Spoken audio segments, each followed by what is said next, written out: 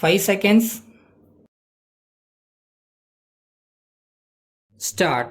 தலைவர் அவர்களே, கல்வி மானிய கோரிக்கையின் மீது என் கருத்துக்களை தெரிவித்துக் கொள்ள விரும்புகிறேன்.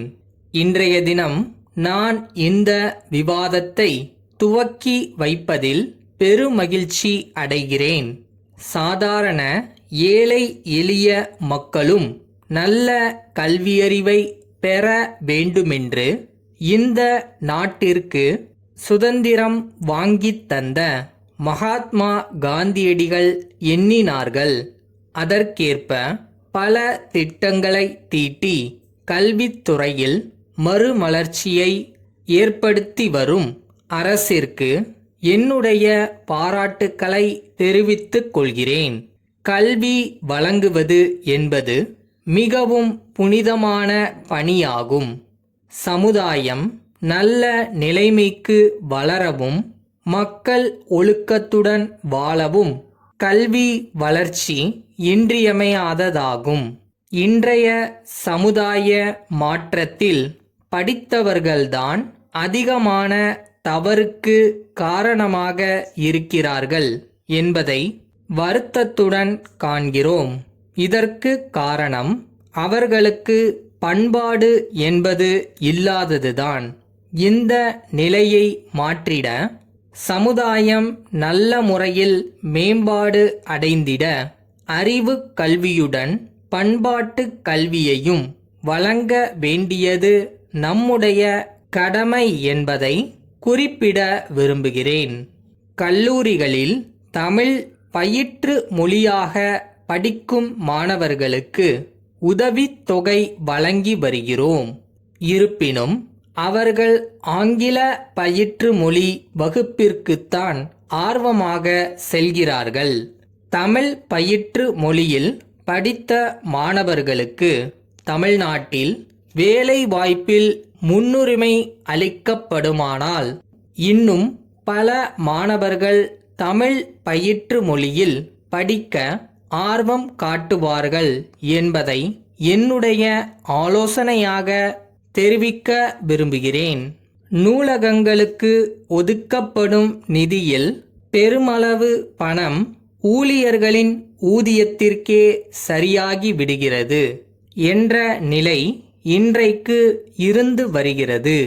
நூல்கள் வாங்குவதற்கு அதில் 10% கூட மிஞ்சுவதில்லை. எனவே நூல்களை வாங்க அதிகமான நிதியை ஒதுக்க வேண்டுமென்று கேட்டுக்கொள்கிறேன். அத்துடன் நல்ல நூல்களை தேர்வு செய்து அவற்றை நூலகங்களுக்கு வாங்க குழு ஒன்றை நியமித்து குழுவின் பரிந்துரைப்படி நூல்களை வாங்க வேண்டுமென்று கேட்டுக்கொள்கிறேன். அத்துடன் பதிப்பாளர்கள் நிர்ணயிக்கும் விலைக்கு நூல்கள் வாங்குவதை தவிர்த்து நூல்களுக்கு அவற்றின் தரத்தின் அடிப்படையில் அரசே விலை நிர்ணயம் செய்து அதன் அடிப்படையில் நூல்களை வாங்கலாம் என்ற எனது யோசனையை தெரிவித்துக் கொள்கிறேன். அருங்காட்சியகங்கள் பல்வேறு மாவட்டங்களிலும் ஏற்படுத்தப்பட்டுள்ளன.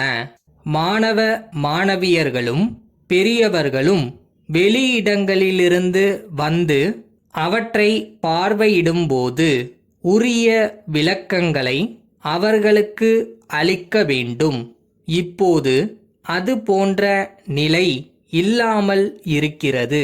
உரிய விளக்கங்கள் அளிக்கிற நிலையை ஏற்படுத்தினால் தமிழகத்தின் பெருமையையும் வரலாற்று உண்மைகளையும் சரித்திர சான்றுகளையும் சரியான முறையில் மக்கள் அறிந்து கொள்ள வாய்ப்பு ஏற்படும்.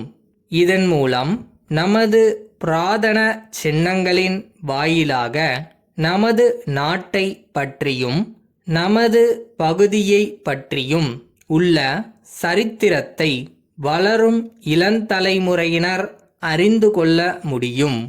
அன்புள்ள ஐயா, தாங்கள் கடந்த மாதம் கேட்டுக்கொண்டபடி 4 உருளை இயந்திரங்கள் தங்களுக்கு அனுப்பி வைக்கப்பட்டுள்ளன என்று தெரிவிப்பதில் மகிழ்ச்சி அடைகிறோம். நீங்கள் அவைகளை ஒரு சில தினங்களில் பெறுவீர்கள் என நம்புகிறோம். நீங்கள் எங்களுக்கு செலுத்த வேண்டிய பணம் ரூபாய் 10,000 என்பதை இத்துடன் இணைக்கப்பட்டுள்ள பொருள் விவர பட்டியலில் இருந்து தெரிந்து கொள்ளலாம். தகுதி பெற்ற எங்களது பொறியாளர்கள் மூலம் உங்களுடைய இயந்திரங்கள் சரிபார்க்கப்பட்டு அனுப்பி வைக்கப்பட்டுள்ளன என்பதை தெரிவித்துக் கொள்கிறோம். அவற்றின் நேர்த்தியை பற்றி தாங்கள் கவனித்து அறிந்து கொள்ளுமாறு அன்புடன் கேட்டுக்கொள்கிறோம். எனவே தங்களது கடிதத்தில் குறிப்பிட்டபடி மற்ற மீதமுள்ள இயந்திரங்களின் உற்பத்தியையும் எங்களிடமே ஒப்படைப்பீர்கள் என நம்புகிறோம்.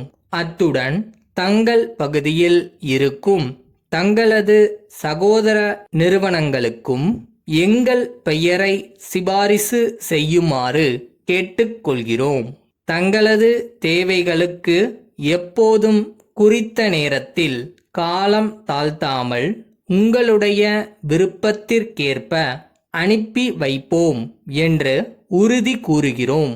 தங்களின் ஒத்துழைப்பை என்றும் எதிர்பார்க்கின்றோம். தங்கள் உண்மையுள்ள